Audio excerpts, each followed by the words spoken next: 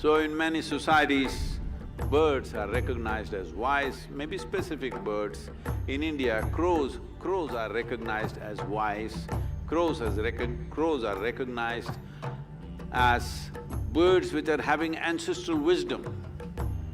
In certain other cultures, owls are recognized as wise because their sensation is very deep. The feather is rooted into the body.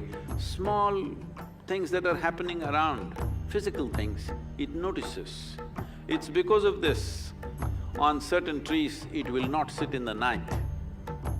Tamarind tree is one of them, as you know. Birds don't settle in the night on a tamarind tree for certain reasons. By looking at where they build the nest, at what height, people know whether this year there is going to be a flood or not. My grand-aunt passed away. This cow just came and stood in front of the house for about 6 days.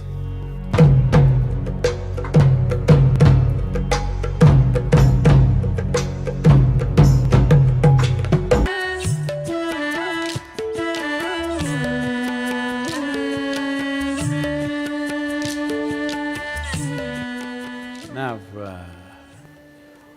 see, the problem is, today you move into an apartment which is on your 10th floor and you're far removed from the earth and you have no sense of how things work on the land. We come from a pastoral culture where our wealth was always measured in terms of how many herds of cattle do you have. You just look back at the time of Mahabharata and other thing, they're always talking about herds of cattle. How many cattle did you have? This is the wealth. Why this was so is because we are a tropical country and we depend on monsoons. When the rains fail, those who had cows, their children survived. Those who do not have cows, their children died. This is a simple wisdom that we came to. So, an animal which gave us milk, which saved our children's lives, we treated it as sacred to our lives. Not only that, cows did not live in a separate cattle farm somewhere, they lived in our homes along with us. So there was an intimate relationship. So intimate, I must tell you this. One of my grand aunts who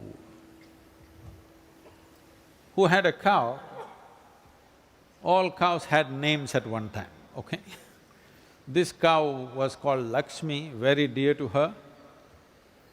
At the age of 84 or 85, my grand-aunt passed away.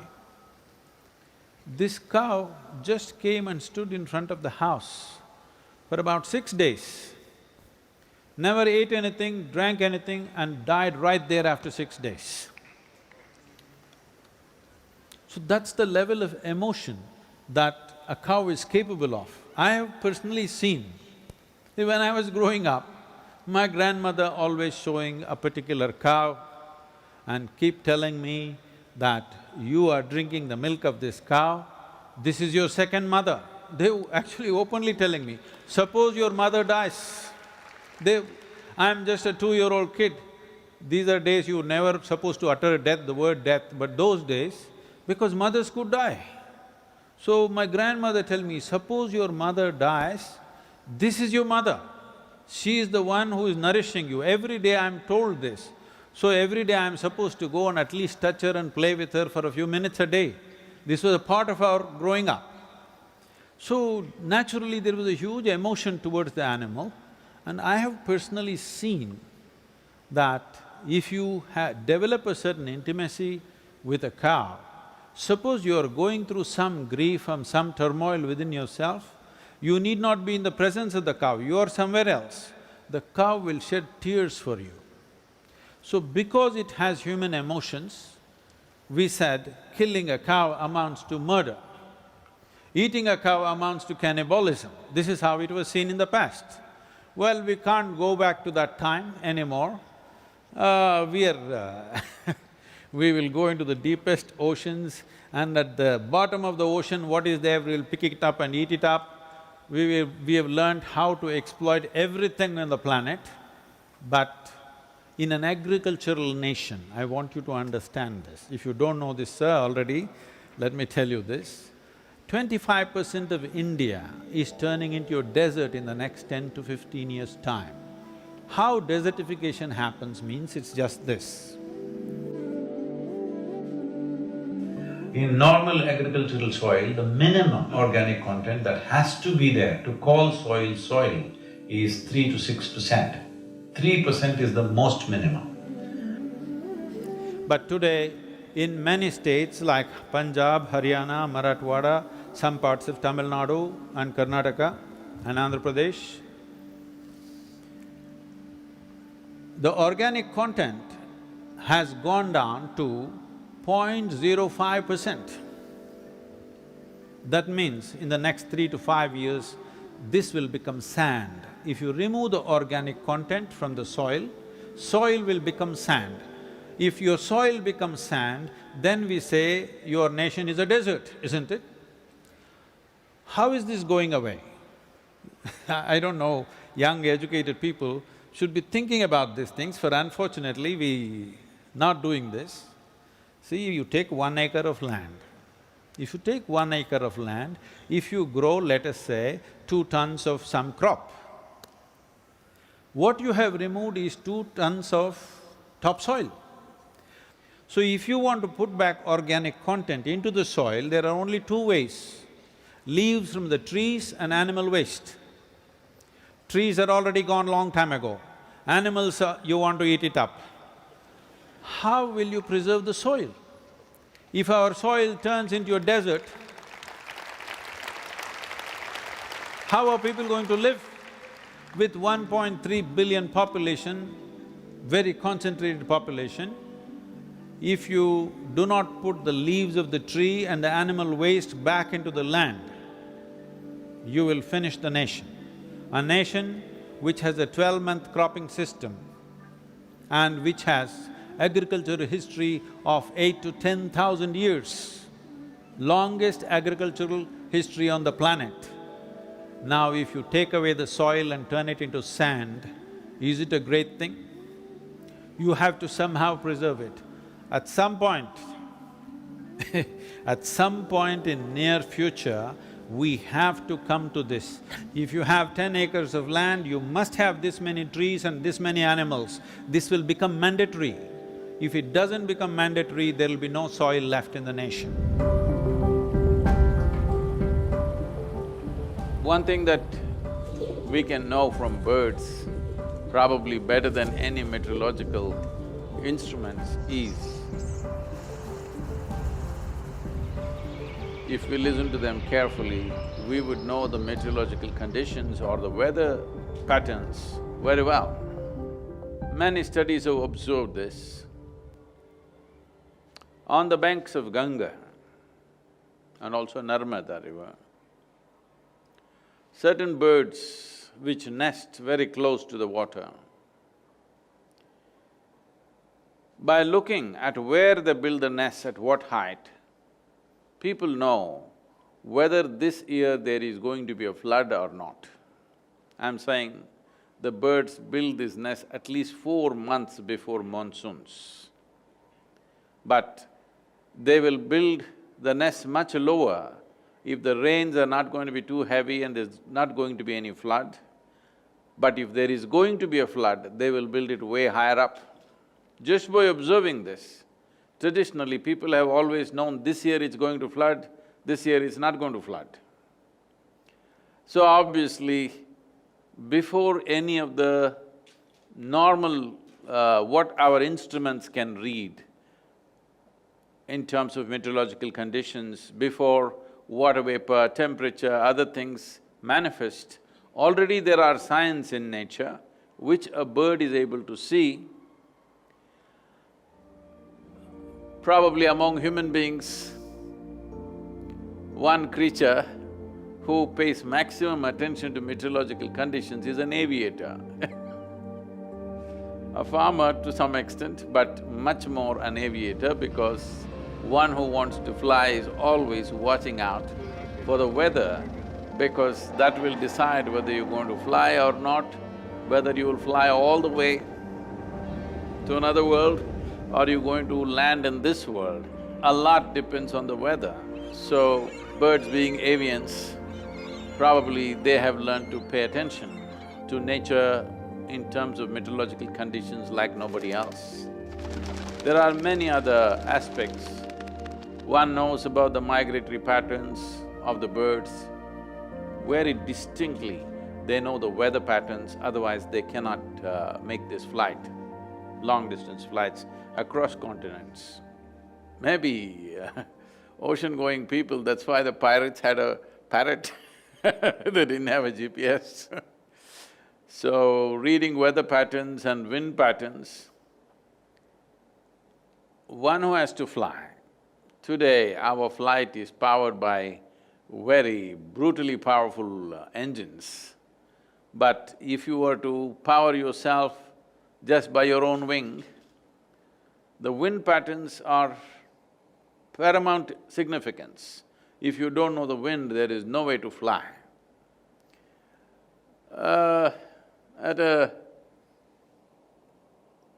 an early age, when I started wanting to fly hang gliders, sitting and observing the wind for days on end before you actually fly I know how important the wind is, whether it takes you up or slaps you down is a very few people, except aviators, among humans understand the significance of wind, how even subtle changes in the wind will determine what happens to you, especially if you're doing flight without… not powered flight, unpowered wing flight. If you do, you will see it's extremely important. Maybe kite flyers would also notice to some extent, but not to the same extent. So if one wants to know weather, definitely listening to birds would be great, maybe not all of them. Those who soar in the sky, those who depend very much on rising in the sky without flapping their wings. All these birds have an enormous ability to know the weather patterns and the wind patterns.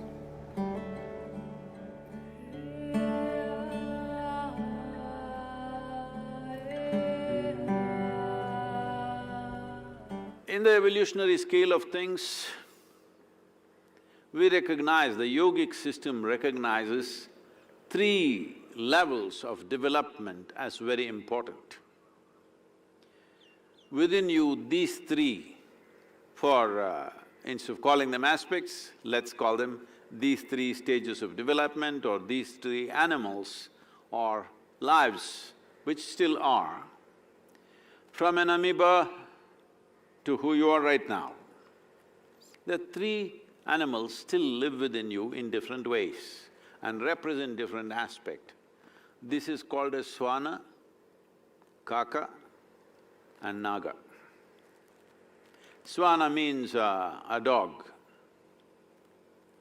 It is a mammal which is very good with its survival process. For a long time, people said that dog is the man's best friend. These days you cannot say that because of various gender issues, that why is a dog coming into our life? But a dog is the best friend of a woman right now in large parts of the world. Yes, I'm just being nasty, but dogs have acquired a different level of significance because a man used to pet a dog because it was good for his survival when he was outdoors. But a dog is being petted by women right now because it is a non-stop love affair, at least for 12 years. 12 years is a good term. So, dogs have moved from survival to providing emotional comfort. If you had a dog, if you're a hunter, if you're living somewhere outdoors, a dog is very perceptive in terms of smell and hearing. These are his qualities. Anything somewhere around, he smells it out, gets alert, even the smallest noise, his ears will go up like that and he hears. So he was always a very good support for a man and he was his best friend. But now the ladies discovered he's the best love affair, most enduring and unfailing love affair. Yes. Doesn't matter what you did in the morning and then went to office, even if you kicked him around, by the time you come in the evening, he's waiting for you.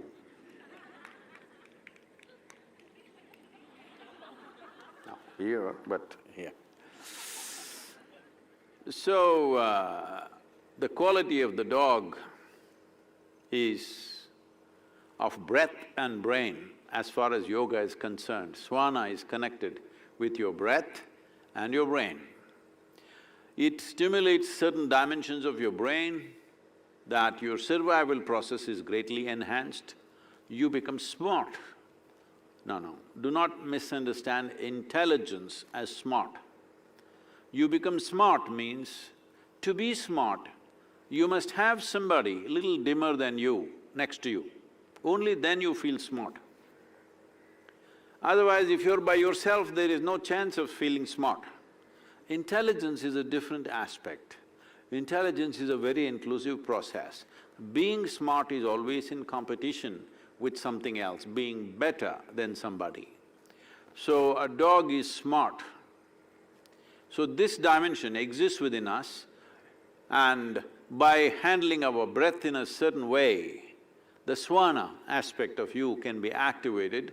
Your brain, the survival instincts in your brain can be honed, can be sharpened, that you will become smart in a given society. So this is the swana or the dog within you. I know I'm not… don't connect this to, the social usage of these words. In some societies, if they say you are a dog, that is supposed to be putting you down, even so in India, unfortunately. In some societies, oh, he's a dog, is like a great thing. In some societies, oh, dog, very tasty. Different things. I'm not talking about the social context, how it's evolved, but in yoga, we recognize these three stages of evolution as significant landmarks within you even today. So if you want to become survival smart, you do aspects of yoga which will activate the swana in you. Your breath and your brain are very connected with this aspect. The next is the kaka.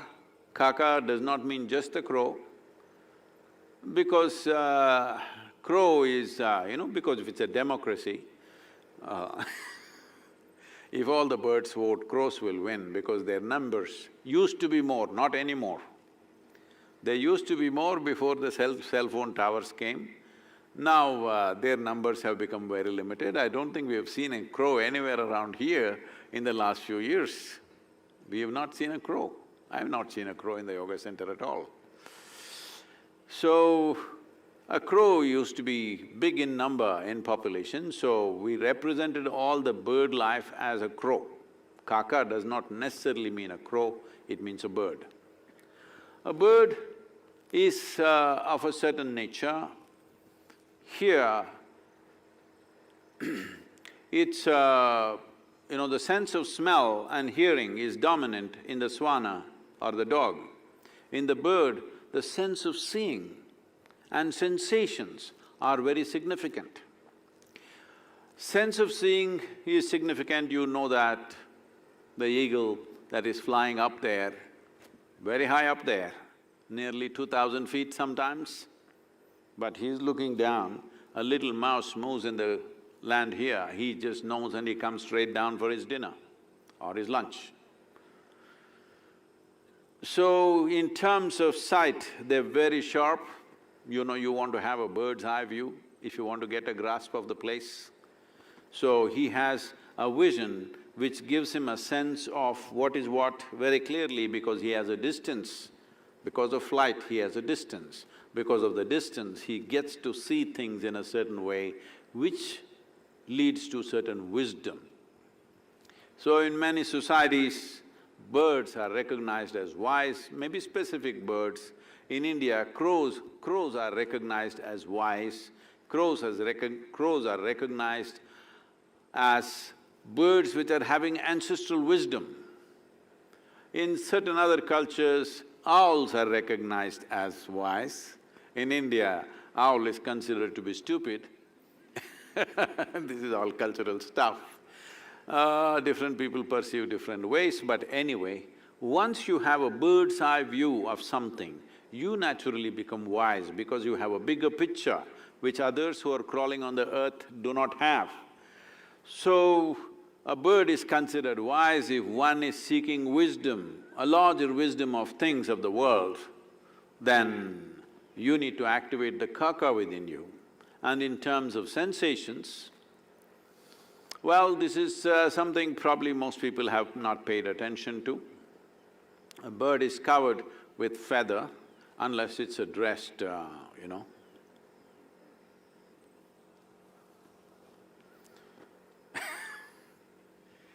So, let's say a little breeze comes this way, gentle, today it's strong, but let's say a gentle breeze comes this way, the feathers are not really not really live. It is alive, but not the way the rest of the body is, it's like your hair. But through these feathers, through this hair of the feather is rooted in the body in such a way that it gives a very deep sense of sensation to the bird. A bird is sleeping like this in the nights. If a snake starts moving up the tree, just that movement will give him sensations. And many times I have watched this because I have slept on the trees many days. So I have seen this, with eyes closed, they'll just jump a little bit like this. They go to the edge of the branch. With eyes closed, they're still sleeping. Those of you who sleepwalking, you know what I'm talking about. Because their sensation is very deep, the feather is rooted into the body, small things that are happening around, physical things, it notices. It's because of this, on certain trees, it will not sit in the night. Tamarind tree is one of them, as you know. Birds don't settle in the night on a tamarind tree for certain reasons because their sensation is very, very sensitive and vision is very sharp. So, wisdom and sensitivity to physical things, physical sensations are very strong. Here are 5 lesser-known facts about crows. Intelligence and problem-solving abilities. Crows are renowned for their exceptional intelligence, often compared to that of primates and dolphins. They possess a remarkable ability to solve complex problems and adapt to new situations. Research has shown that crows can use tools, a behavior once thought to be exclusive to humans and few other species. They have been observed fashioning and using tools in the wild, such as using sticks to extract insects from crevices or using cars to crack open the nuts. In laboratory settings, crows have demonstrated impressive cognitive skills, including the ability to use analogical reasoning and to remember specific events and locations for extended periods. Social structure and communication. Crows exhibit complex social behaviors and live in tight-knit family groups called murderers or flocks. Within these groups, they form strong bonds and engage in cooperative activities such as hunting, nesting, and defending territory. Communication among crows is sophisticated and multifaceted. They use a wide range of vocalization, including calls, caws, and coos, to convey information to each other. These vocalizations can communicate danger, food availability, and other important messages within the group. Memory and recognition. Crows possess excellent memories and are capable of recognizing individual humans and other animals. They can remember specific faces and associate them with past experiences such as encounters with predators or sources of food. Studies have shown that crows can hold grudges and remember individuals who have posed a threat to them in the past. They may even warn other members of their group about these perceived threats, demonstrating a high level of social cognition. Adaptability and urbanization. Crows are highly adaptable birds that can thrive in a variety of environments, from dense forests to urban areas. They have successfully colonized many cities around the world, taking advantage of human-made structures and food sources. Urban environments offer crows abundant food opportunities, including garbage, crops, and small animals. They have become adept at navigating urban landscapes and have even been known to use traffic patterns to their advantage when foraging with food. Cultural significance and folklore. Crows have held cultural significance in various societies throughout history. In some cultures, they are symbols of death or bad omens, while in others, they are revered for their intelligence and cunning. Crows appear in myths, legends, and folklore from around the world, often depicted as wise tricksters or messengers between the human and spirit worlds. Their presence in cultural narratives reflects humanity's fascination with these enigmatic and intelligent birds. Here are 5 lesser known facts about cows. Complex stomach structure. Cows have a unique digestive system consisting of 4 compartments in their stomach: the rumen, reticulum, omasum, and abomasum. This complex structure allows them to efficiently digest fibrous plant materials through a process called rumination. The rumen, the largest compartment, serves as a fermentation chamber where microbes break down cellulose from plant matter into nutrients that the cow can absorb. This enables cows to derive nutrition from grasses and other tough vegetation that humans cannot digest. Empathetic behavior. Cows are capable of forming deep emotional bonds with other cows, even with humans. They display empathy towards herd members, especially during times of distress or when one of their companions is injured. Research has shown that cows exhibit behaviors such as grooming, licking, and nuzzling to comfort distressed individuals within their herd. They also demonstrate signs of stress when separated from familiar companions, indicating a strong social connection. Vocal communication. Cows communicate with each other through a diverse range of vocalizations. While they are often associated with the characteristic moo sound, cows produce various other vocalizations to convey different messages. These vocalizations can indicate a cow's emotional state, such as contentment, agitation, or distress. Maternal instincts and bonding. Cows are highly maternal animals displaying strong instincts to protect and nurture their calves. Mother cows form close bonds with their offspring, exhibiting behaviors such as licking, grooming, and nurturing to care for them. Calves in turn rely on their mothers for nourishment and during their early development. The bond between a cow and her calf is profound and enduring, often lasting throughout the calf's life. Individual personalities. Contrary to popular belief, cows are not interchangeable and actually possess distinct personalities and preferences. Some cows may be more outgoing and curious, while others may be more reserved or cautious. Studies have shown that cows exhibit personality traits such as boldness, sociability, and even playfulness. These individual differences can influence their behavior, interactions with their other cows, and responses to environmental stimuli.